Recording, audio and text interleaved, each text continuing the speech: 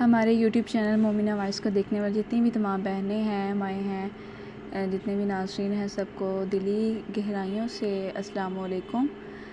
آج میں آپ سب کے لیے بہت ہی خوبصورت اور بہت ہی اہم موضوع جو ہے وہ لے کر حاضر ہوئی ہوں، لیکن اس سے پہلے آپ سب سے دلی ریکویسٹ کروں گی، اگر آپ ہمارے یوٹیوب چینل مومنہ وائس پر نئے ہیں تو ہمارے چینل کو جلدی سے لائک کر دیجئے اور سبسکرائب کر دیجئے تاکہ ہمارے آنے والی جتنی بھی تمام ویڈیوز ہیں نوٹیفیکیشن آپ تک پہنچتے رہیں۔ آج جو میں آپ سب کے سامنے لے کر آئی ہوں وہ بہت ہی اہم ہے، وہ ہم سب کے لیے دینی مسائل، ہماری جتنی بھی بہنیں ہیں، مائیں ہیں، ان سب کے لیے دینی جتنی بھی مسائل ہیں، گھریلو جتنی بھی مسائل وغیرہ ہیں وہ انشاءاللہ ڈسکس کروں گی ون بائی ون کر کے۔ آج جو آپ سب کے لیے میں جتنی بھی بہنیں ہیں ان کے لیے بہت ہی خوبصورت موضوع لے کر آئی ہوں۔ آج کا جو موضوع ہے وہ ہے وضو کا طریقہ۔ اس کے علاوہ آپ کو غسل کرنے کا طریقہ بھی انشاءاللہ سارا جو ہے وہ بتایا جائے گا، پھر آپ کو تیمم کا طریقہ بتایا جائے گا، پھر آپ کو جواب اذان کا طریقہ بتایا جائے گا، پھر آپ کو بہنوں کی جو ہے جتنی بھی بہنیں ہیں ان کو نماز کا طریقہ بتایا جائے گا، پھر قضا نمازوں کا طریقہ بتایا جائے گا۔ اسی طریقے کے ساتھ آپ کو نوافل کا جو ہے وہ طریقہ کار بتایا جائے گا، پھر استنجا کس طرح کیا جاتا ہے، حیض و نفاس کا طریقہ کار، کیا پاک ہے کیا ناپاک ہے، اس کے بارے میں آپ سب کو جو ہے انشاءاللہ معلومات فراہم کی جائیں گی۔ اس کے بعد جو ہے نجاستوں کا بیان، اور پھر جو بیماریوں کا جو علاج ہے اور بیماریوں سے جو حفاظت ہے وہ سب کچھ آپ کے ساتھ ڈسکس کیا جائے گا۔ تو انشاءاللہ ہماری جو مین جو ہے ٹاپک ہے وہ ہے آج کا وضو کا طریقہ۔ اور اس وضو کا طریقہ سٹارٹ کرنے سے پہلے میں آپ کو 3-4 جو ہے وہ حقائق بتاؤں گی، تو سب نے غور کے ساتھ جو ہے آخر تک ویڈیو جو ہے لازمی دیکھنی ہے۔ سب سے پہلے ہم پڑھ لیتے ہیں کہ درود شریف کی فضیلت۔ ہمارے پیارے آقا صلی اللہ علیہ وآلہ وسلم کا ارشاد ہے کہ جس نے مجھ پر 100 مرتبہ درود پاک پڑھا، اللہ تعالیٰ اس کی دونوں آنکھوں کے درمیان لکھ دیتا ہے کہ یہ نفاق اور جہنم کی آگ سے آزاد ہے، اور اسے بروز قیامت شہداء کے ساتھ رکھا جائے گا۔ سبحان اللہ!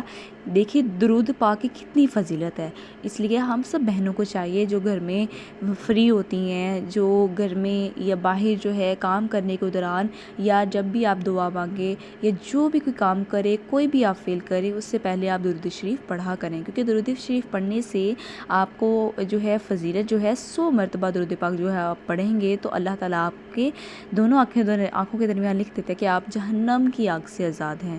تو ہم سب کے لیے کتنی خوش قسمتی ہے کہ ہمیں اللہ پاک نے اپنے پیارے آقا محبوب کا درود پاک نصیب کیا ہے، اور ہم درود پاک جو ہیں وہ اس کا جو ہے ورد کرتے رہا کریں۔ ٹھیک ہے جی، آگے ہم آپ کے لیے ایک اور ٹاپک نیکسٹ ہے کہ اگلے پچھلے گناہ معاف کروانے کا نسخہ، یعنی حضرت سیدنا عمران رضی اللہ تعالیٰ عنہ سے روایت ہے کہ انہوں نے حضرت سیدنا عثمان غنی رضی اللہ تعالیٰ عنہ نے وضو کے لیے پانی منگوایا، جبکہ آپ ایک سرد رات یعنی تب سرد رات کا مطلب یہ ہوتا ہے کہ جب ٹھنڈ ہوتی ہے نا، زیادہ ٹھنڈ ہوتی ہے، نماز کے لیے باہر جانا چاہتے تھے، میں نے ان کے لیے پانی لے کر حاضر ہوا۔ یعنی حضرت سیدنا عمران کہتے ہیں کہ میں حضرت سیدنا عثمان غنی کے لیے وضو کے لیے پانی لینے کے لیے باہر گیا، تو آپ رضی اللہ تعالیٰ نے اپنا چہرہ اور دونوں ہاتھ دھوئے۔ یہ دیکھ کر میں نے عرض کی کہ اللہ عز و جل آپ کو کفایت کرے، رات تو بہت ٹھنڈی ہے۔ تو آپ رضی اللہ تعالیٰ عنہ نے فرمایا، میں نے نبی کریم صلی اللہ علیہ وآلہ وسلم کو فرماتے ہوئے سنا ہے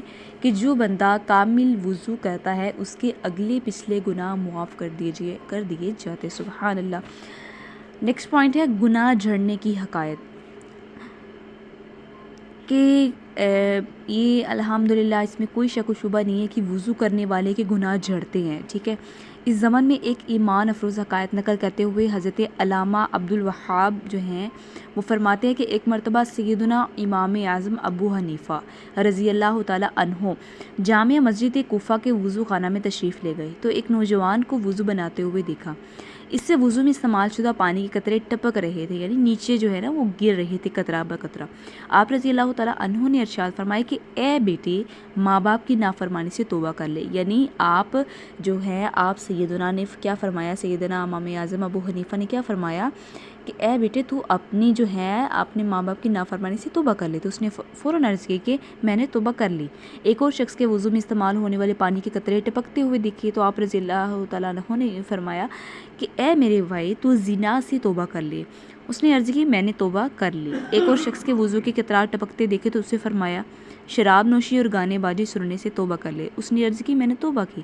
سیدنا امام اعظم ابو حنیفہ پر کشف کے باعث سن کے لوگوں کے عیوب ظاہر ہو جاتے تھے. یعنی سیدنا امام اعظم ابو حنیفہ پر اللہ تعالیٰ کا ایک خاص کرم تھا. اللہ تعالیٰ نے ایک خاص ان کو جو ہے وہ فضل عطا کیا تھا کہ وہ لوگوں کے عیب جو ہے وہ پہچان جاتے تھے. یعنی ان کے عیب جو ہے وہ ظاہر ہو جاتے تھے. یعنی اس طرح. لیکن اب تو ایسے ہے نا کہ ہمارے اندر دل میں جتنے بھی عیب ہیں وہ ہمارا اللہ جانتا ہے یا ہماری ذات جانتی ہے. لیکن اس زمانے میں ایسا تھا کہ ہمارے جو امام سیدنا امام اعظم ابو حنیفہ رضی اللہ تعالیٰ عنہ ہیں, اللہ پاک نے انہیں ایک ایسا شرف عطا کیا تھا, ایک ایسا علم عطا کیا تھا کہ وہ لوگوں کے عیب جو ہیں وہ ان کو پتہ چل جاتا تھا. یعنی ایک ایسا اللہ پاک نے ان کو علم عطا کیا تھا. سبحان اللہ. لہٰذا آپ رضی اللہ تعالیٰ عنہ نے بارگاہ خداوندی میں اس کشف کے ختم ہو جانے کی دعا مانگی. یعنی انہوں نے پھر کیا کیا, اپنے اللہ پاک کے دربار میں جو ہے وہ انہوں نے دعا کی کہ مجھے یہ جو کشف ہے, یہ جو آپ نے مجھے علم عطا کیا ہے, یہ ختم کر دیجئے. تو اللہ عز و جل نے دعا قبول فرما لی, جس سے آپ رضی اللہ تعالیٰ عنہ کو وضو کرنے والوں کے گناہ جھڑتے نظر آنا بند ہو گئے. یعنی اس حقائق سے ہمیں یہ پتہ چلتا ہے کہ امام ابو حنیفہ جو ہے وہ اتنے لوگوں کے عیب اور ان کے گناہ دیکھ کر برداشت نہیں کر پائے. تو انہوں نے کیا کیا کہ انہوں نے دعا مانگی اپنے رب سے کہ اے رب آپ کہ تو مجھ سے یہ کشف جو ہے وہ ختم کر دے. دعا مانگی اور اللہ پاک نے, بے شک وہ اللہ پاک کے ولی تھے, تو اللہ پاک نے ان کی دعا قبول کی اور اس کی وجہ سے جو ہے آپ کو گناہ کرنے والے جتنے بھی لوگ گناہ کرنے والے تھے ان کے جو عیب ان کو نظر آتے تھے وہ آنا بند ہو گئے. تو سبحان